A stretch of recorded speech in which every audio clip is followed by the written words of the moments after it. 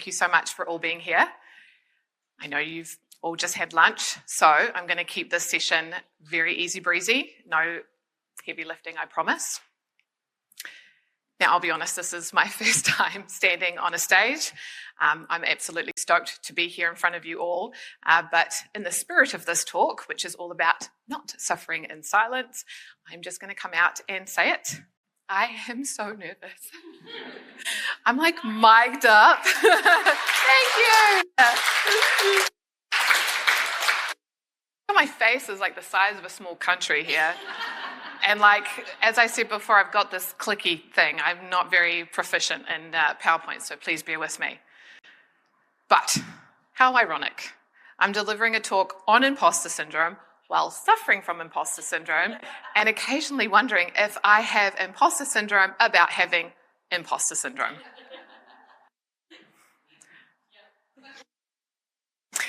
Now, just to set some expectations here. Firstly, this is not one of those, here's how I overcame imposter syndrome and now I'm cured kind of talks. I'm sorry to disappoint. I still struggle with it. Some days it's a whisper and some days it's a full-on foghorn. Secondly, I'm not a therapist, okay?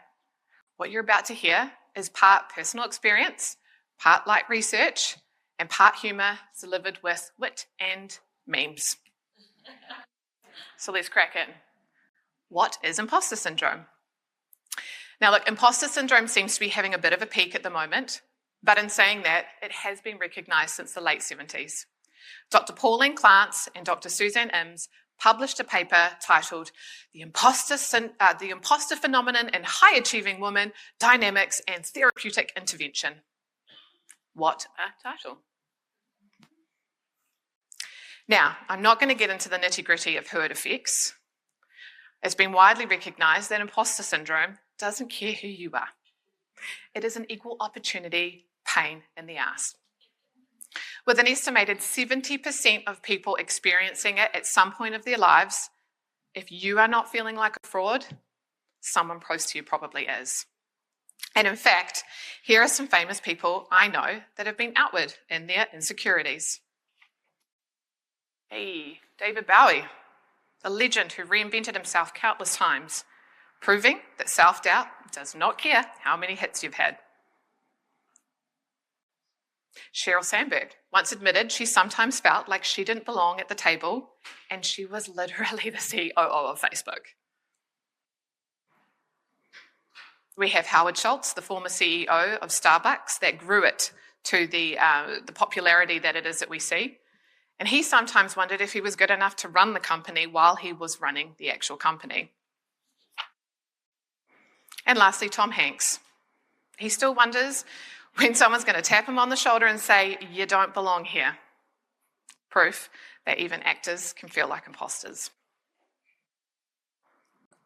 But why tech? One thing I did wonder is, why does imposter syndrome nest itself so deeply in technology? And I came to a few conclusions here too. Firstly, tech moves at lightning speed. New frameworks, new tools, languages, they're popping up faster than we can hit update on our dev dependencies. Even a senior dev can sometimes feel like we're in a constant state of keeping up with the latest and greatest. Secondly, our work is always visible. We have code reviews, we have demos, and even pushing our code to prod. It's like the spotlight is permanently on us. Forgetting to remove that console log on a PR, which by the way I've done so many times. Doing it differently from someone else and then someone just going, oh hey, why did you do that? All of these things can make us question our abilities. And thirdly, tech is so broad. From front end to back end, mainframes to the cloud, DevOps to data wrangling. Even if you're a wizard in your own domain, the moment somebody starts talking about a different layer of the stack, there's like this weird pressure to nod along like you totally get it, because heaven forbid, we don't want to admit that we don't know everything and risk getting exposed as a tech imposter. So I'm going to throw it out here. have any of these statements that I'm about to say show true for you? I'm going to kick it off with some internal dialogues. I'm definitely going to get caught out on this one. How do they make it look so easy? Am I the only one that doesn't get this? And I feel like I'm just waiting for the other shoe to drop. Or my favourite, I'm just faking it till I make it. All right. I'm going to go back to my good old paper, like the millennial that I am. Here we go, and kick off with some throwaway comments that we might say or hear from other people. I probably should have known that. I'm sorry. Let me know if I'm totally off base. I probably am. My favourite one, I'm not that technical in this space. Very guilty.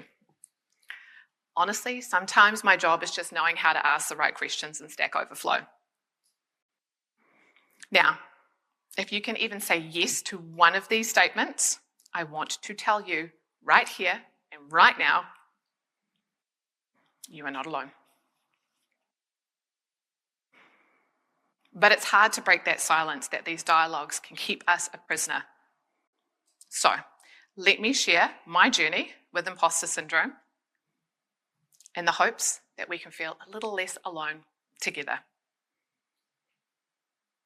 So, as a kid, I was an extroverted little overachiever. Things just kind of worked out without much effort on my part. And when high school came around, things went from really easy to really hard. And it was also when I started to get my first bout of imposter syndrome.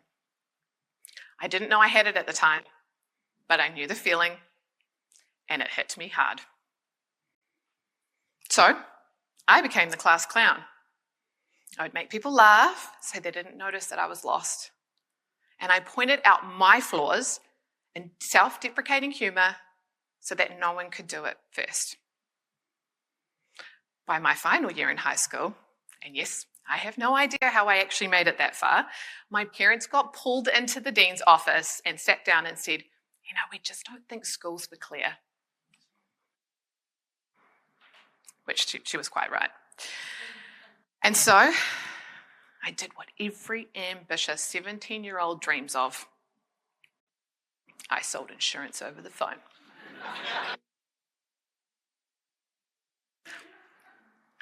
And for the next 5 years, I worked my way through various customer service, retail, and eventually management roles.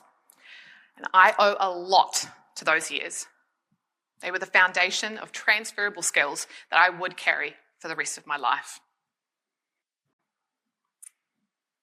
Hey. At 23, I was at the tail end of my OE in Canada.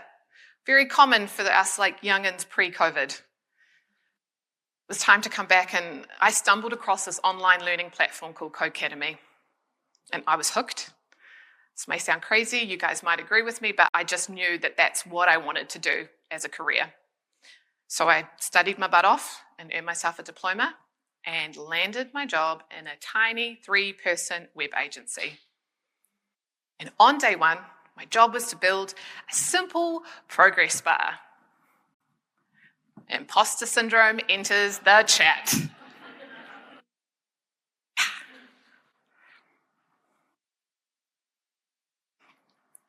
All right.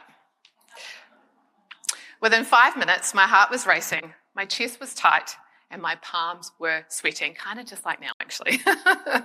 I don't know what I'm doing. They're going to find out. They're going to fire me. And what's worse, they're going to do it and then laugh at me over Friday beers. And this feeling didn't go away.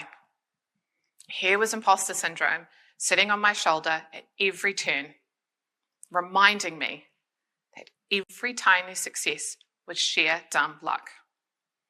And when I thought, I'm getting better, imposter syndrome would retort, ha, you got lucky on that one.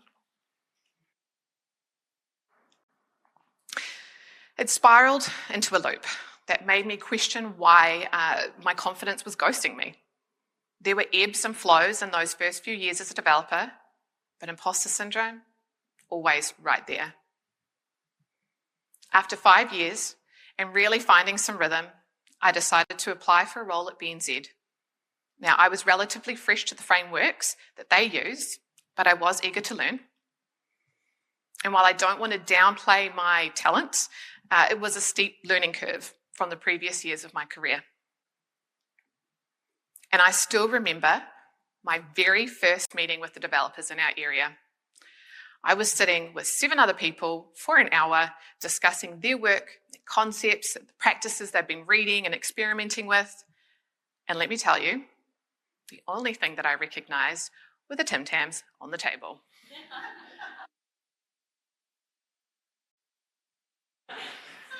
Accurate representation. My days were spent drilling through the code, constantly trying to close the gap that I believed existed between me and everyone else. I felt like I had to hide my incompetence, my flaws, and my failures, and it was soul destroying.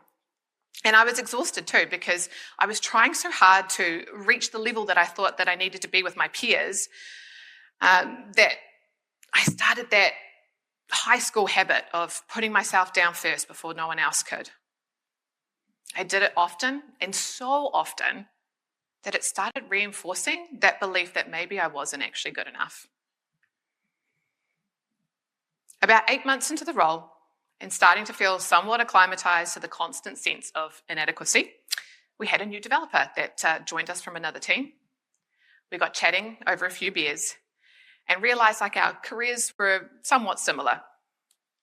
I started rolling out my usual self-deprecating, oh yeah, nearly a year in, I still have no idea what I'm doing. And he goes, if I was working with developers who've been in the field for 20 years, I'd feel that way too. 20 years. I just sat there blinking like, holy crap, maybe I'm not so much of a fraud as I thought. I was sitting on a quarter of the total experience in that room, yet somehow I'd convinced myself that I was supposed to be swinging at the same level as everyone else. No wonder I'd felt like I'd turned up to a hackathon with a calculator. And after that conversation, and over time, I started to shift my mindset towards progress over perfection. And it gave me the courage to ask the questions and to follow up after meetings. Hey, can you help me a little bit more with that? And to my surprise, people were more than happy to help. It wasn't nearly as scary as I thought it was going to be. The culture was supportive, and I had some fantastic mentors who backed me. Slowly but surely, I was finding my feet. And I was starting to trust that maybe I did belong here, even if my self-doubt needed a little bit of occasional sedating. But, like all great movies, just when you think the protagonist is finally hitting their stride, bam, plot twist. And in my story, motherhood. Yes, that is my daughter. And yes, I did ask if I could put that photo up for a whole bunch of people. And she said, this is so funny, you can. Who else sometimes feels like that in the morning? Now look, don't get me wrong. This isn't the part where I say motherhood ruined everything. I love being a mum. But this talk isn't about how adorable my kids are, even though objectively, don't look at that, they are very adorable. This is about imposter syndrome and how it doesn't care if you're on 3 hours sleep and covered in mashed banana. When I came back to work, I wasn't the new dev anymore. I thought I was supposed to be like that seasoned, well-oiled developer. But instead of returning with my confident smile, I shuffled in, emotionally jet-lagged from a year of nappies and Coco Melon episodes. The tech had moved on, the team had changed, and I was stuck trying to remember how to code while my brain was still buffering. I was quietly panicking through stories, taking too long to deliver, and silently Googling how to do things and hoping that no one would look over my shoulder. And I was isolated, not because anyone made me feel that way, but because I didn't want to be found out. And I didn't want to say, hey, I am struggling, because I thought that I was the only one that was.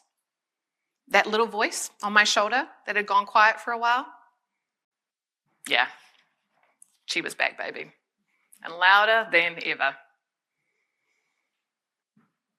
My wonderful husband, who also works in tech, was my rock during this time. Unfortunately, he had front row seats in the internal monologue that I was inflicting myself to daily. But he didn't give me the empty pep talks or the, you've got this motivational speeches. Instead, he asked me simple, disarming questions. Who is saying that about you? Or is that what you think that they are? My favourite one is, if someone else was in your exact position, would you think that of them? And he helped me separate facts from the dramatic fiction that I'd written in my head. And if something was actually true, fine. How do we fix it? But if it was just an opinion I had of myself, maybe I didn't need to carry it on my back like a pile of bricks. And it took time. I'm someone who comes pre-installed with a light dusting of self-doubt. And so I've always been a little bit more vulnerable to those feelings when I'm out of my comfort zone. And that really is the root of it. Imposter syndrome strives when you step outside what feels safe. Being out of your comfort zone doesn't mean that you're failing. More often than not, it means that you're growing. After rebuilding my confidence post-maternity leave twice, I started recognizing not only what I was capable of as a developer, but the unique strengths that I brought to the table. Things like empathy, communication, and a hell of a lot of multitasking. Mums will know. These are the soft skills that actually aren't that soft at all. Which brings me to now. I'm 2 months in, a new role as an engineering lead. And I'll be honest, when my mentor first asked if I'd ever considered becoming an engineering lead, I absolutely had. But honestly, I was using 2 reasons why I wasn't interested. First of all, I was not ready to welcome imposter syndrome back. And secondly, I was genuinely convinced that I was not technical enough and that the faith that others had in me were based on a version of me that actually didn't exist. But a role did open up, obviously, and I figured it's now or never. Time to invite imposter syndrome back to the table, buckle up, and see what happens.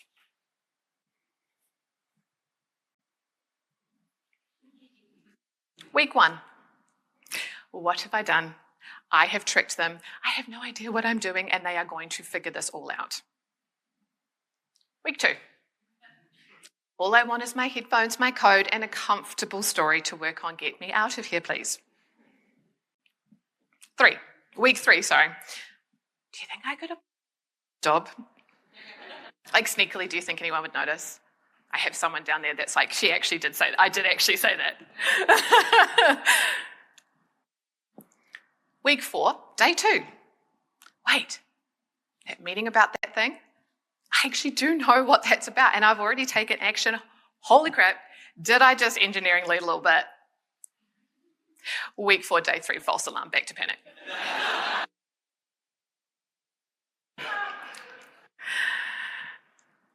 Week 5. You know what? I'm starting to get the hang of this. Some dots are starting to connect. And week 6, today was a good day. Now look, I'm sitting around 2 months here and I'm loving it. But as you can see, it was not all smooth sailing from day 1. And there are still days where I question myself. And so when those days do come up, here are a couple of techniques I use to help.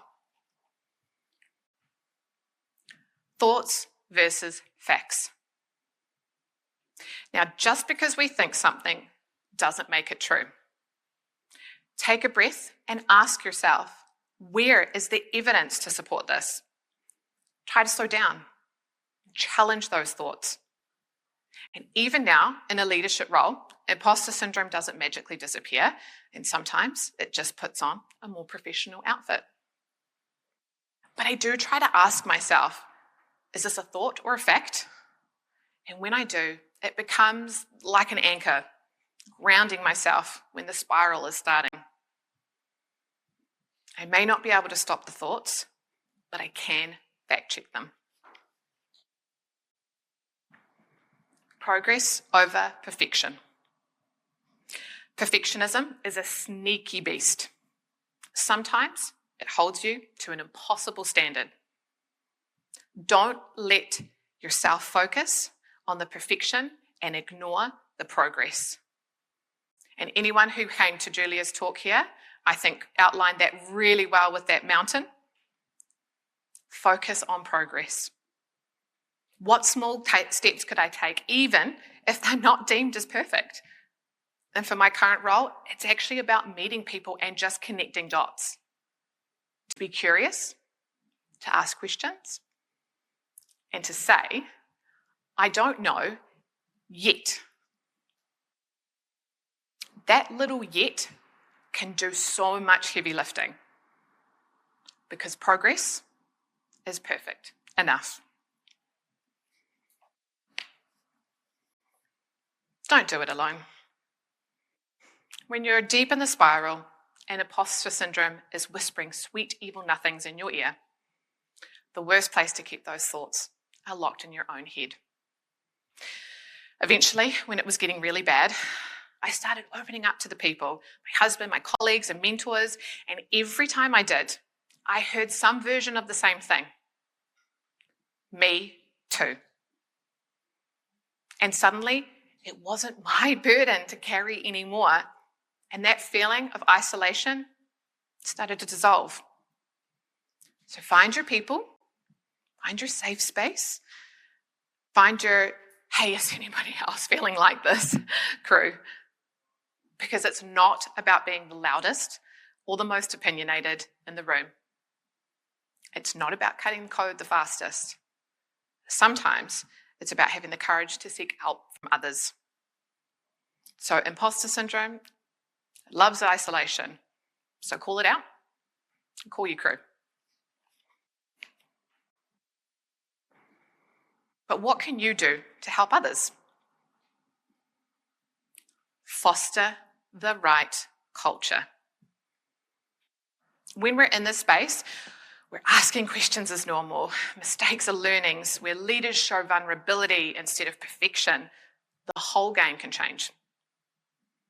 And looking back, one of the reasons that I've made it through these imposter-heavy chapters is because I had people around me who made it safe to be unsure. I'm lucky in my current workplace and the previous ones that I've had.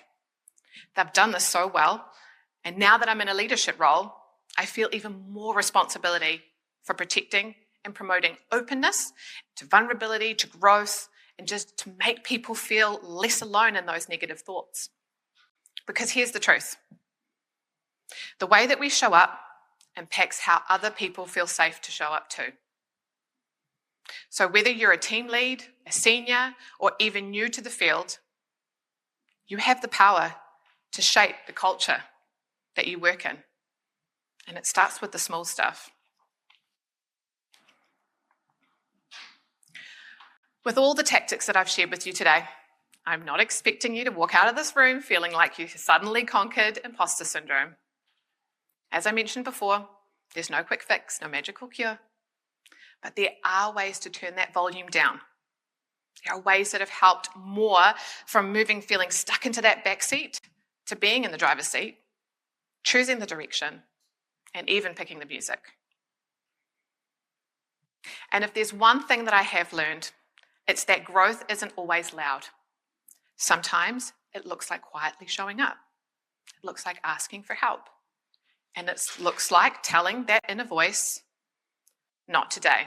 I was going to choose a swear word, but I thought, In fact, imposter syndrome can often mean that you're right where you need to be, at the edge of your comfort zone, stretching, learning, and growing. It is not a sign that you're a fraud. It's a sign that you care, that you're pushing yourself, and you're evolving. So please, share your story and be the reason someone else doesn't feel so alone in theirs. And with that, thanks so much for listening.